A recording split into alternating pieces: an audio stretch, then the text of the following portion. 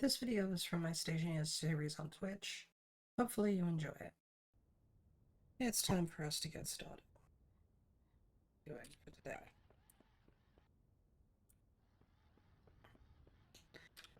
So, the first thing is I'd like to actually finish out building our wind turbine farm here, so adding the extra 2 should really help with potential power. Shows. The solar arrays here help keep us above. They help keep us topped off, but I really would like to get the solar all the way through. So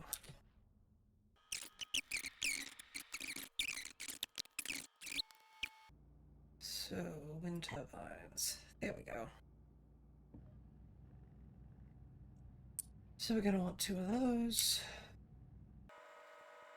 And then we're also going to need steel sheets to put up on top.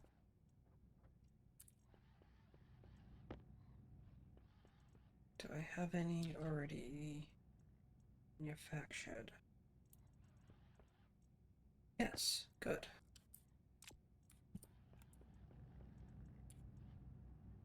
So I'll need steel sheets and I'll need more cable as well. It needs to be regular cable, not heavy cable. So let's check. Double check to make sure that I'm not going to do something silly like go make another stack of cable when I already have plenty. Go down to cable coils and add a few more of them. No, don't do that.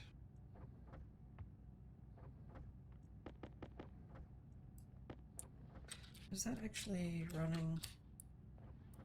It's running. Let's check. Yes.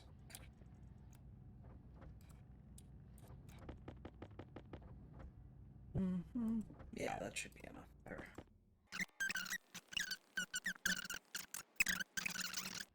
That's just me thinking ahead. So what do we got here? That's the power, that's the power. Okay. So put these in. Need the welding torch. Then we put that away. We grab that and that. And there's the wind turbine. Push in there. Let's put that this way. And then there we go.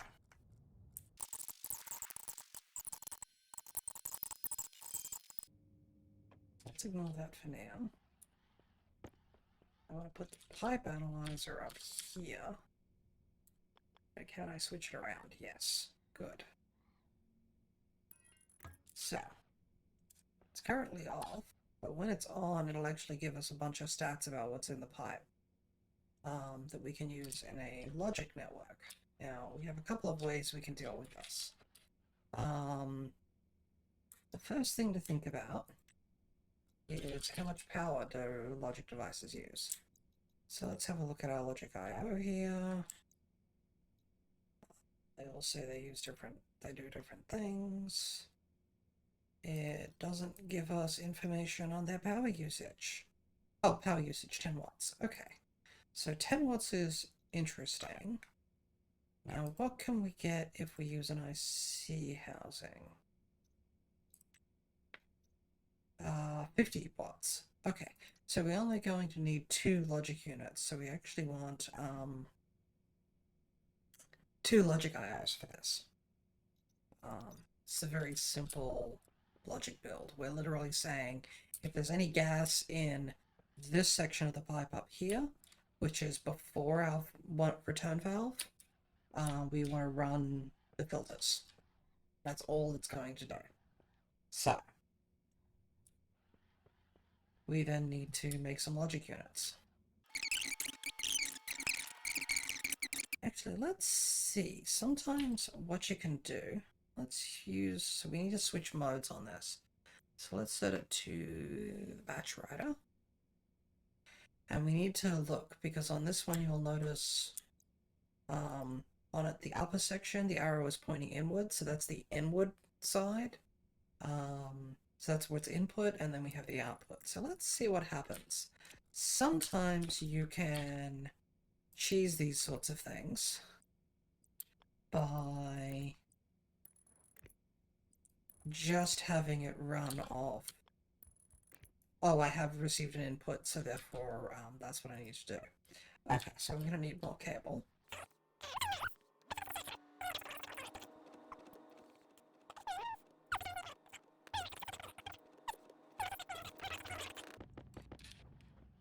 And I came up with a new design, slightly, for that room. Okay, so what I need to do is tag this into power. So what I'm going to do here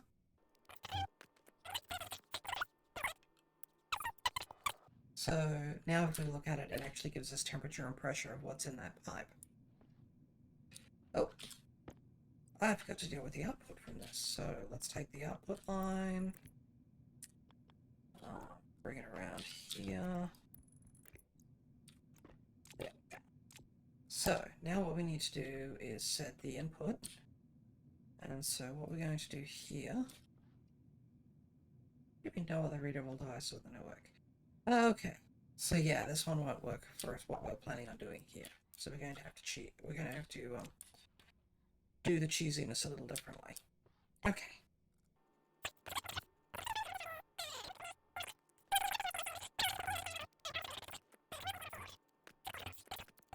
So what I'm going to do here is I'm going to take my input from my logic reader.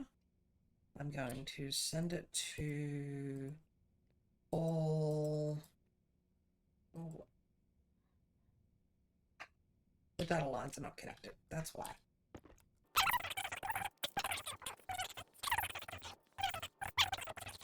Now let's see what happens.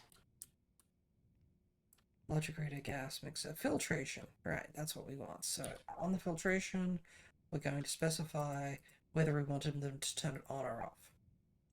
And so we'll leave that in the off mode for the time being. So now we want to set this, and we want to find our gas analyzer, our pipe analyzer, I think that's what it's called. Pipe analyzer. And then we need to figure out what we want to set it to. So what we want to do is, we had a total moles option, which is nice. There's a pressure one. So let's turn that on. Let's see what happens. So we'll turn that on, and we're getting pressure 0. We set our input here. So that should have turned all of these off. So if I try to turn them back on again, oh, it's not checking, so that's why. That's one of the other things that happens with these, is because it only runs when the state changes. Until we get more in the pipe, this isn't going to do anything. So right now, we're basically able to leave this room running, and we're using a lot less power than we were before. Oh, wow. Okay, so let me put that off to the side there. Drop the IC in for the time being. Take this.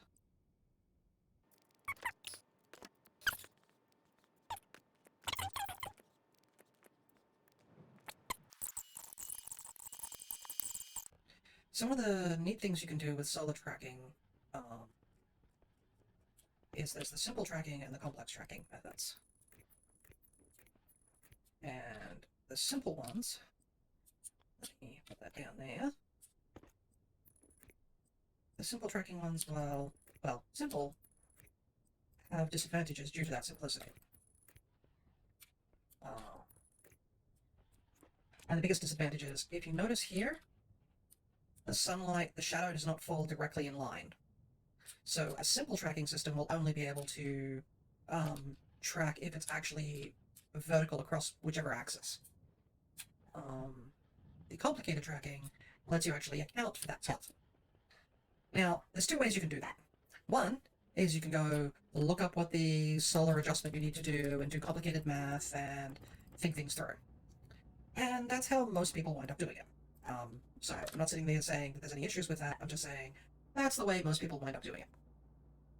What you can also do is have one of the ICs just basically do it all for you, which is my preferred way of doing it because I am, as I have said before, lazy.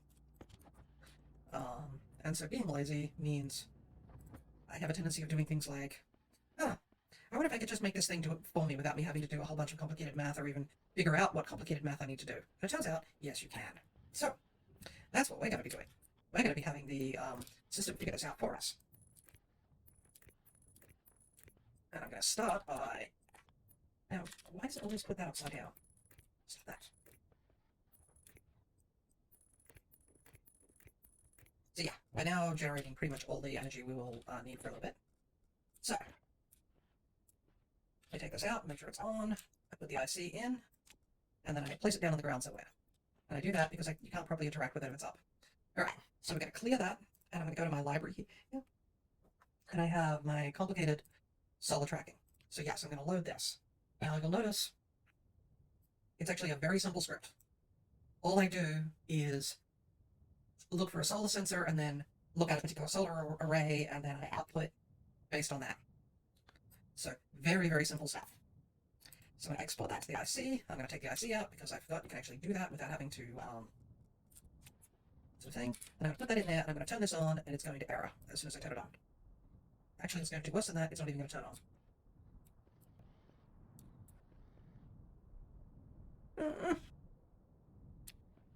I'm going to need a battery for it. Oh. Alright. Okay, so I'm going to replace that with a transformer.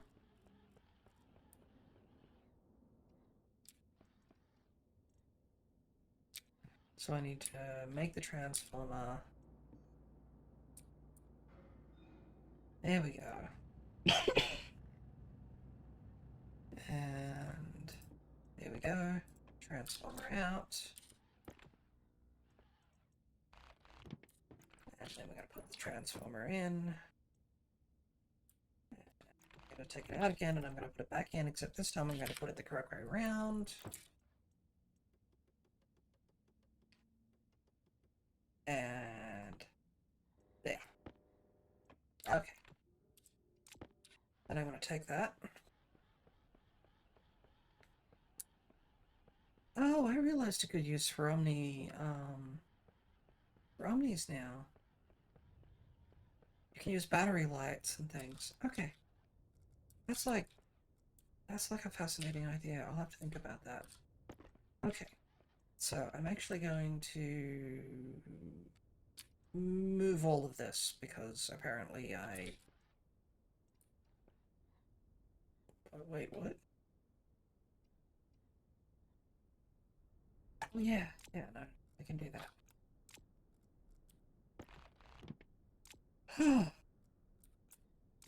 Alright, make the power module. Put the power module down. Take that.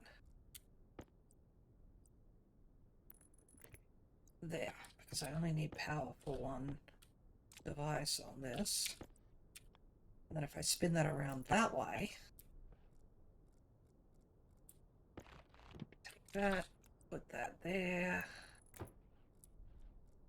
open this up, turn that on, slot that in, close that up. Okay.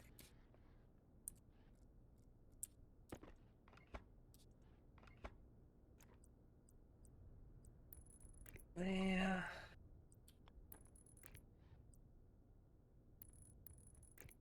That's good.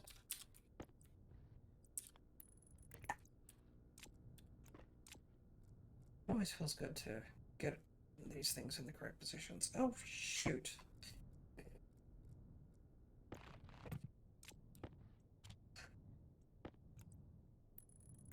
Put that on top of what I'm dealing with. Okay. Okay. Turn that on for a sec, and then that'll have failed. So now we set the sensor here, which should be to the daylight sensor, and then we need to set one of the solar panels. Doesn't matter which one. And so we turn that on, and you'll notice they all happily grind away to what we call the home position for this. Now, the home position on that, put it down. Yeah. So.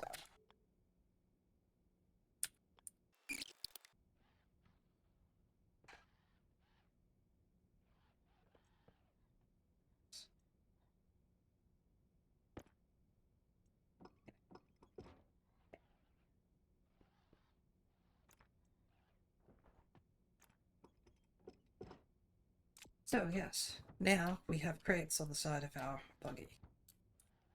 Thanks for watching this video. If you're watching this on YouTube, please like and subscribe and all that stuff. I hope to be releasing videos around once per week. So check back each week to see what I've released that week.